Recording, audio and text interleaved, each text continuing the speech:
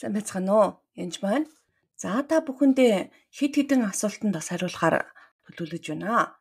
Тэгэхээр бид алсын харааг хэрхэн хүлээж авах вэ? Тэгэхээр энэ үзэгдэл алсын хараа нь бурхнаас ирсэн гэдгийг яаж мэдэх вэ? Тэгэхээр Хабукаг 2:1-3-ыг уншийе. Би манааныхаа байранд зогсож бэхлэлтээр байрлан суух болно. Тэр надад юу айлтахыг, миний гомдолд хэрхэн хариулахыг би харуулдан харсаар л байх болно. Тэгтэл эзэн надад хариу айлтрун үзэгдлийг бичээд хавтангууд дээрсэл уншсан нэг нь усхийг үзэгдэл нь тогтоогдсон цагийн төлөө юм. Төсгөд урууга энэ яарах агаад эс хөсөртөн хоцорч байгаа боловч үнийг хүлээгтэн хоошилдгүй заавал биелэгдэх болно гэсэн байна. Тэгэхээр бид алсын харааг яаж хэрхэн хүлээж авах вэ? Энэ үзэгдэл алсын хараа бурхнаас ирсэн гэдгийг яаж мэдэх вэ? Тэгэхээр эхний чадвар бол цаг хугацаа байгаа. Цаг хугацаагаар шалгадаж бурхнаас ирсэн бол алга болохгүй. Таны бодол санаанд үргэлж байсаар яг түүний төлөө алхам алхмаар алхасаар байдаг. Байн бодгож тэр нь заавал биелнэ. Энэ бүр эс хөсөрднөө гэж бичсэн байна. Тэгэхээр заавал биелнэ. Тэр таны санаас гардаггүй бас дотроос ингэж хийхийг ятгах байдаг гэж хэлж болно. Тэгээд цаг хугацаа өнгөрөхөд бид сайн санаа, алсын хараа байна, бурхнаас үүдэлтэй байна гэдгийг өөрөө мэддэг байгаа. Та өөрөө санаачилсан бол хэсэг хугацаанд хийж байгаа л алга болчихно. Харин алсын хараа бурхнаас өгөгдсөн бол та түүнийг ингээд олон жилийн турш хийсээр эсвэл хийх гэж оролцоор л байх болно. Тэгээд энэ эзнээс ирсэн буулга юм болвол бас хөнгөн аятай байх ёстой. Та үнийг өөрийнхөө хүчээр хийнэ гэсэн үг биш. Харин бурхны нэгүслэр Иесустэй хамт хийх боломжтой. Алсын хараа нь таны хэрэг зэтэрсэн бас байж магадгүй. Яна би нэг хийж чадахгүй дээ гэж бодогдохоор байж магадгүй. Үүнээсээ та зүрдэж магадгүй бас. Гэхдээ таны хийж чадах зүйлийг алсын хараа өгдөггүй. Ягаад гэвэл бурхан оролцох учраас. Жишээлбэл Авраамд үр хүүхдтэй болно, олон үндэстний эцэг болно гэж хэлсэн. Гэтэл Сара тэр хоёр хүүхдгүй байсан. Үр тогтох боломжгүй байсан байгаа. Тэгэхээр энэ хараан дээр олон жил явсан байгаа. Бараг 20-од жил. Тэгээд дараа нь хүүхдтэй болтол ингээд бурхан амлаад яваал идэг. Тэгэхээр алсын хараа яг цаг хугацаа шаарддаг байгаа. Угаасаа энд богны хараа гэж хэлээгүй, алсын хараа гэж хэлсэн. Тэгээд энд явцад төлөвшлийн хугацаа ордог байгаа. Авраам сүнсээр үнэхээр өсөхөөс гадна итгэлээр буурахгүй байсан байгаа. Тэгэхээр энд болохоор өсөлт хөгжил боожл хэрэгтэй байх.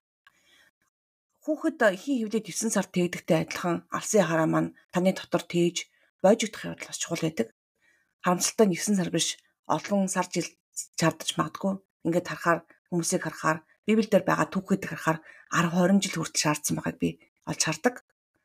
Тэгэхээр жишээлбэл Дэвидийг хаан болох тухай тослох үед Дэвид шууд хаан болчоогүй.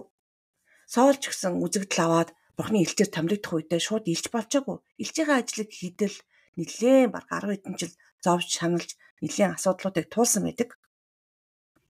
Тэгэхээр алсын хараа амжилтанд хүрэхин тулд таны дотор өсөж боож та бас төлөвшөх шаардлагатай болдог.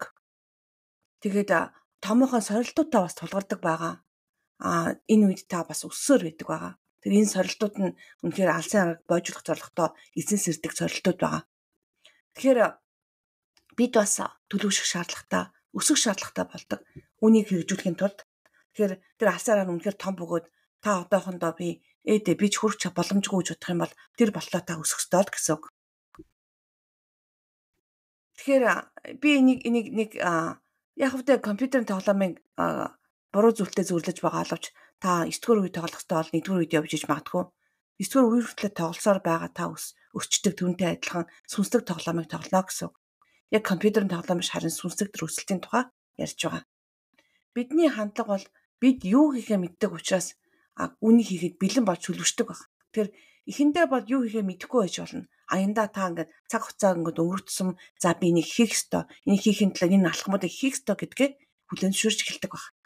Тэгээд зөв зүйлийг зөв цагт хийхгүй бол буруу цагт хийх бол тэр нь сайн зүйл болж өөрөхгүй. Жишээлбэл дотоод төрхтэй адилхан. Та үнэхээр сайн хүүхэд бол сайн байгаа. Гэтэл та 4 сартаа төрчих юм бол тэр хүүхэд дотоод төрж амиа алдах аюултай. Тийм учраас алсын хараа цаг хугацааны асуудал маш чухал байгаа. Алсын хараа үнэхээр тэр тухайн цагтаа өгдөн гэж Хабукаг ном цаа хэлсэн байна. Энэ нь цагтаа гэж. Үзэгдэл нь тогтоогдсон цагийн төлөө юм а гэж. Тэгэхээр үзэгдэл төгсгөл рүүгээ яарна гэж. Тэгэхээр үнэхээр өсөх үед ингээд хугацаанд ингээд жирэмсэн байхад ингээд хүүхд өсөхгүй том болохгүй юм шиг байгаж нэг мэтгэд төрөх болоод өвдөлтөд хурдан турчдаг байгаа. Тэрнтэй адилхан яг алсын хараас яг тэгдэг. 10 хэдэн жилд үлээгээл яваал юу болж байгааг нь мэддэхгүй байж байжсаа гинт сүнсээр өсөөл гинт та ажлуудыг эхэлж эхэлдэг байгаа. Тэгээд энд бас өөрийгөө хүлээн зөвшөөрөх маш чухал. За би бэлэн биш ч юм уу, дуулга хүлээн зөвшөөрч чадахгүй ч юм уу, тийм тохиолдол зөндөө гардаг юм бэлтгэлийн үе явцад. Тэгэд өөрөө аяндаа бэлтгэгдээд ирэхээр хин гэдгээ хүлээн зөвшөөрч эхэлнэ. Та зөв цагаа ч гэсэн мэдэрч эхэлдэг байгаа. Энэ үед яарах хэвээр одоо би нэг яартаа хийх хэвээр ч гэдэг юм уу те. Тэгээд үнэхээр та хүлээн зөвшөөрөх юм бол алсын хараа нь үзэгдэл нь таныг өсгөх болно. Тэгээ алсын хараа маань яг үзэгдлэр орж ирэх тохиол байна. Бас бүр ингээд уншиж явах үед ч бурхан ярих, Библи уншиж явах үед ярих ч өөрөө шууд хэлэх тохиолдол бас байдаг.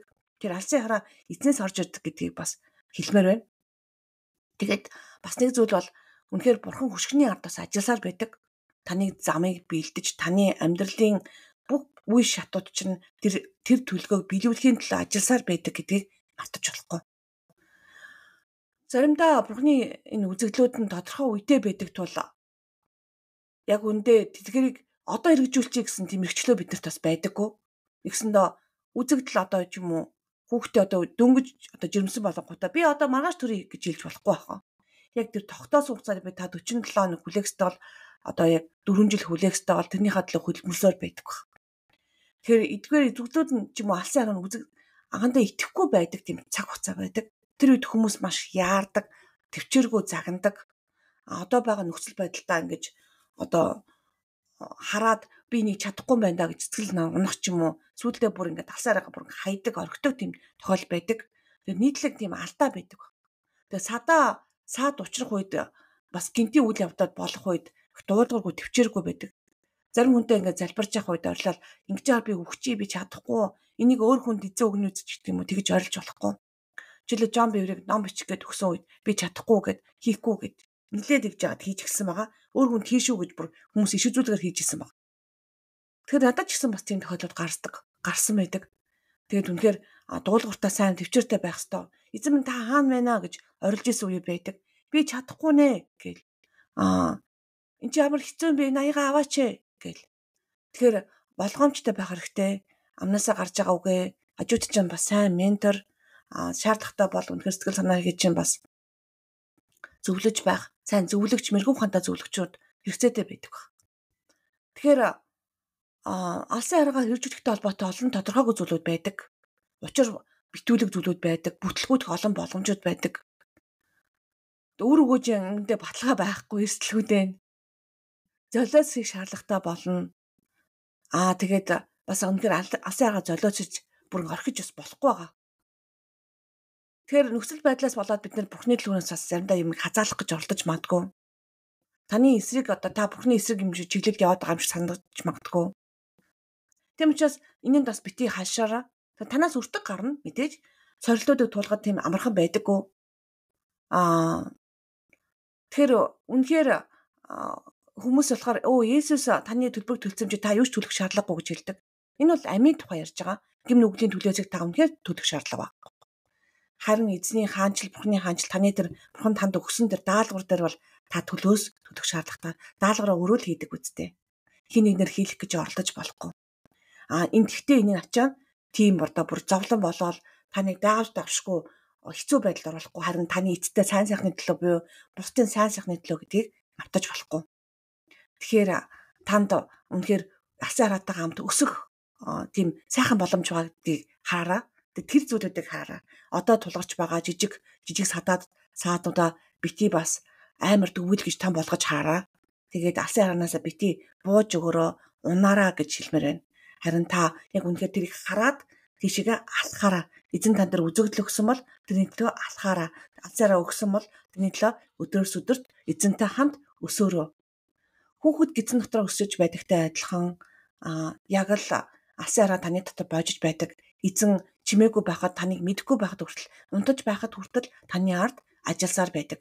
Тантай хамт ажилласаар байдаг. Энэ бүгнийг биелүүлэхийн төлөө эзэн хичээнгүлэн чармаалан ажилдаг гэдгийг мартаж болохгүй. За тэгээд дараагийн подкастаар алсын аргаан цадаа болдог амьдралын уруу татлагуудын талаар хэлж өгье гэж бодож байна. За баярлалаа.